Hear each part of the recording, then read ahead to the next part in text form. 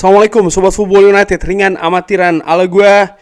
Ada wawancara Sir Jim Ratcliffe di sebuah podcast. Dan menurut gue ada banyak pembahasan menarik di podcast tersebut ya, di wawancara tersebut. Ingin gue bahas, mungkin gue bagi dari beberapa video. Oke, pertama ini mungkin gue artikan dulu ya. Jadi ini kurang lebih bagaimana Sir Jim Ratcliffe melihat permasalahan di Manchester United. Dan menarik juga apa rencana dari Sir Jim Ratcliffe di masalah tersebut. Masalahnya apa? Langsung aja, rekrutmen di Manchester United. Sebelum ke sana, gue ingin artikan dulu ya beberapa bagian wawancara yang menurut gue juga menarik dan nanti akan gue bahas. Gue ambil sumbernya dari MUFC MPB. Sir Jim Ratcliffe mengatakan Anda harus percaya dengan Manchester United kalau mereka atau kita ya bisa mendapatkan orang yang tepat untuk melakukan hal yang tepat dengan lingkungan sporting yang elit dan intens, lalu juga ketujuan, dan tentu saja di bawah support ya dari orang-orang 5-6 hari per pekan. Hasil tentu saja akan keluar dari bawah. Dan hal-hal tersebut saat ini masih belum tepat. Ini bukan pergantian yang cepat ya di Manchester United. Akan ada jalan panjang untuk dilalui karena ada banyak aspek di klub dan juga di permainan yang Anda harus perbaiki. Sir Jim Ratcliffe juga mengatakan bagaimana peran dari Sir Dave Braithwaite ini akan berada di tengah-tengah ya secara kolektif. Ini di mana Anda memulai, Anda membutuhkan struktur organisasi yang tepat. Di masa-masa sebelumnya, di zamannya Sir Alex Ferguson, dia merupakan seorang manajer. Dan saat ini kita tidak memiliki manajer, kita memiliki pelatih. Dan pelatih normalnya akan report atau ya menjadi bawahan dari sporting director. Dan sporting director ini akan melakukan report ke CEO atau menjadi bawahan dari CEO. Sir Jim Ratcliffe juga mengatakan ini yang menarik ya tentang rekrutmen, bagaimana Sir Dave Braithwaite ini tidak akan mengatakan ya kita harus membeli pemain itu karena pemain itu sangat bagus. Sir Dave Braithwaite tidak akan pernah melakukannya. Itu bukan kemampuannya. Tapi kita membutuhkan kemampuan tersebut di Manchester United. Artinya orang-orang yang bisa melihat talenta, ya kan. Lalu juga melihat dari aspek-aspek lain dari sisi rekrutmen. Ketika Manchester United memang membutuhkan pemain ya di sebuah posisi tertentu. Anda membutuhkan organisasi yang tepat dan mengisinya dengan orang-orang yang terbaik. Dan Sir Jim Ratcliffe juga menambahkan kalau kita ini berbicara terus sehari-hari ya, ada sebuah grup dari kita ya yang ikut serta di Manchester United, tapi yang paling berperan itu tentu saja Sir Dave Braithwaite dan juga saya sendiri. Dan ini terkait dengan Omar Berada yang masih dalam situasi gardening leave di Manchester City. Tapi ya ini akan menjadi sebuah trio. Jadi bagaimana trio dari Sir Dave Braithwaite, Sir Jim Ratcliffe dan juga Omar Berada ini akan menjadi jantung dari Manchester United dalam bergerak ya. Dimulai dari menurut gua sebagian besar musim panas nanti, sekalipun saat ini juga Ineos sudah sangat berpengaruh di football operation di Manchester United, tapi ya bagaimana nanti setelah Omar Berada ini bisa join kurang lebih kan di akhir musim ini sekitar musim panas, maka ya perputaran dari atau pergerakan dari football operation di Manchester United, dalam hal ini adalah tim Ineos ya, ini akan semakin cepat lagi. Nah ini yang menarik nih mengenai rekrutmen. Bagaimana Sir Jim Ratcliffe melihat situasi tersebut. Kita ini bukan, atau fokus kita saat ini bukan membeli Jude Bellingham. Solusinya bukan mengeluarkan banyak uang untuk beberapa pemain yang luar biasa. Mereka telah melakukannya di 10 tahun terakhir. Hal pertama yang kita harus lakukan adalah hal pertama yang harus kita lakukan adalah mendapatkan orang yang tepat ya, yang memang kita butuhkan, yang akan mengatur, memanage, dan juga mengorganisasi klub. Dan kita harus yakin kita mendapatkan rekrutmen yang tepat. Ini merupakan bagian yang vital di klub hari ini. Saya lebih baik mencari next Mbappe atau Mbappe selanjutnya daripada menghabiskan uang yang sedemikian banyak ya untuk membeli kesuksesan. Itu tidak cerdas, ya kan? Membeli Mbappe di sebuah cara tersebut akan lebih menantang untuk menemukan Mbappe selanjutnya atau Bellingham selanjutnya. Ini merupakan rencana dari Sir Jim Ratcliffe bersama dengan tim Ineos ya, melihat rekrutmen di Manchester United. Dan ini juga menurut gua mindset seperti ini atau pola pikir seperti ini ya harus dilihat juga, atau harus dipahami lebih tepatnya, harus dilihat dan nantinya juga dipahami oleh fans Manchester United.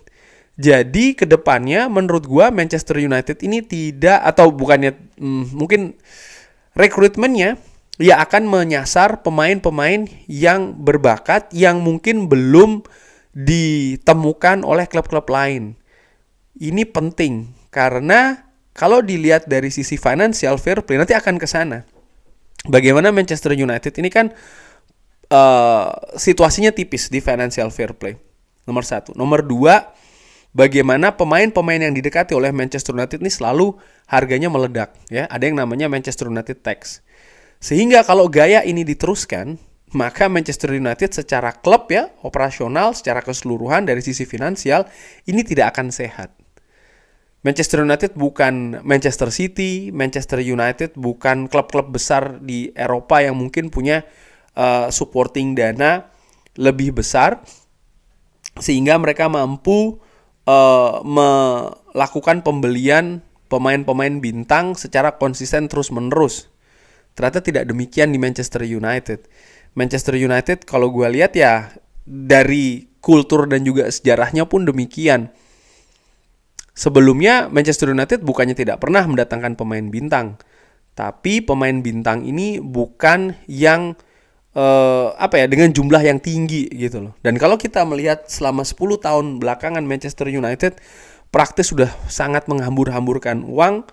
Angel Di Maria, Paul Pogba tentu saja. Dan musim ini saja ketika mendatangkan Rasmus Højlund 85 juta, musim lalu mendatangkan Casemiro 70 juta. Manchester United tidak bisa dengan gaya seperti ini lagi menurut gua. Manchester United harus lebih cerdik lagi, dan ini juga harus dipahami fans. Artinya mungkin fans ada beberapa yang melihat pemain A, B, C, D yang berstatus pemain bintang ya, yang diharapkan bisa datang ke Manchester United. Mungkin ketika pemain-pemain tersebut datang di Manchester United, di game-game yang mereka mainkan ya di FIFA, Championship Manager, maka akan lebih enak lagi dimainkan, atau di mana lah, di Winning Eleven mungkin ya. Tapi dalam kenyataannya tidak demikian. Menurut gua kalau itu diteruskan, Manchester United justru akan intinya tidak sehat lah. Tapi ini juga merupakan tantangan bagaimana Manchester United harus bisa menemukan bakat-bakat yang terpendam dalam tanda kutip di klub-klub mungkin juga bukan klub yang besar-besar banget. Nah, ini merupakan tantangan besar. Kalau tadi Sir Jim Ratcliffe mengatakan tentang Mbappe lalu Jude Bellingham, ya Jude Bellingham contohnya sudah terlihat ya di Birmingham pada saat itu, bahkan sudah pernah datang ke Carrington tapi gagal diyakinkan oleh Manchester United. Artinya apa? Sebenarnya pemandu bakat dari Manchester United atau scout sudah bisa memetakan. Tinggal penyelesaiannya menurut gue yang tidak tepat di situ. Bagaimana contoh Jadon Sancho ya, yang dikejar, ditunggu sampai 1 musim, harga pun tinggi. Ternyata ketika datang, ya, yang diplot untuk sisi kanan dia lebih memilih sisi kiri. Belum lagi situasi kesehatan yang tidak beruntung, katakanlah demikian ya, ada infeksi di telinga, pergantian pelatih sehingga tidak jelas nih konsep untuk pemain ini seperti apa, karena ya berganti-ganti pelatih itu. Yang menurut gue tidak sehat seperti ini. Sehingga ya tadi yang dia katakan Sir Jim Ratcliffe, gue sangat sepakat sekali bagaimana Manchester United ini harus punya struktur organisasi yang benar dulu nih. Baru kemudian diimplementasikannya dengan manajer, dengan pemain yang didatangkan.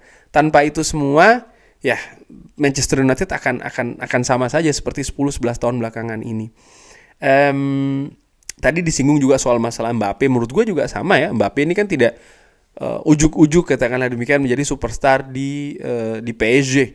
Ada tahapan-tahapan yang dia lalui sebagai pemain profesional ketika masih lebih muda lagi. Dan Manchester United tugasnya adalah menemukan pemain-pemain seperti ini. Ini merupakan hal yang bagus sekaligus juga menantang. Tapi sekali lagi ya, bagaimana Manchester United saat ini di musim ini paling tidak ya penting sekali sampai dengan akhir nanti ini bisa secara cepat dan tepat membuat struktur organisasi yang baru yang diisi dengan orang-orang yang tepat. Mungkin Manchester United belum bisa bergerak secara terlalu leluasa di bursa musim panas nanti. Mungkin ya, itu bisa menjadi salah satu kemungkinan. Dan menurut gua ini harus juga dipahami oleh fans. Kesabaran harus ada di sana. Dan kalau Manchester United contohnya mendatangkan pemain muda ya dengan bakat luar biasa, ya pemain ini belum jadi. Sehingga pengharapan, ekspektasi dari fans terhadap pemain-pemain yang akan didatangkan itu juga harus diatur.